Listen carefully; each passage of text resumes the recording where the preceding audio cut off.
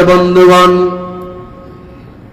আমার নবীজির অনেকগুলো হাদিসে মোবারক আছে।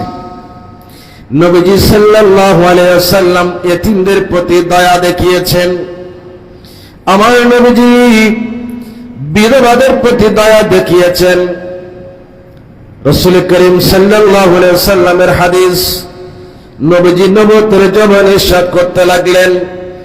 সুনান ইবনে মাজাহ শরীফের মধ্যে হাদিস এসেছে, আমার নবীর সাহাবী হযরত আবু হুরায়রা, সবাই পড়েন রাদিয়াল্লাহু তাআলা আনিন নবী সাল্লাল্লাহু আলাইহি ওয়াসাল্লাম قال, আমার নবী ইরশাদ করতে লাগলেন, খায়রু বাইতিন ফিল মুসলিমিনা, মুসলমানদের ঘরের মধ্যে ওই ঘরটা সবচেয়ে উত্তম। বাইতুন ফিহি ইয়াতীমুন, যে ঘরের মধ্যে ইতিমের সাথে সুন্দর আচরণ করা হয়।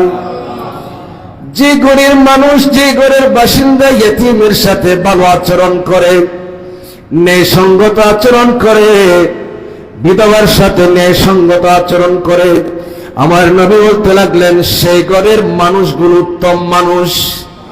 মুসলমানদের কোটি কোটি ঘরের মধ্যে সেই ঘরটা হলো উত্তম ঘর। ওয়াশারু বাইতিন, আমার নবী আবার বলতে লাগলেন মুসলমানদের ঘরের মধ্যে ওই ঘরটা সবচেয়ে নিকৃষ্ট ঘর।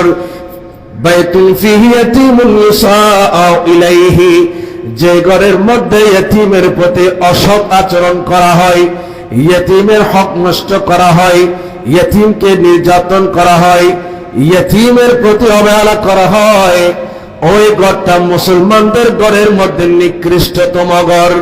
জোরে বলি নাউজুবিল্লাহ।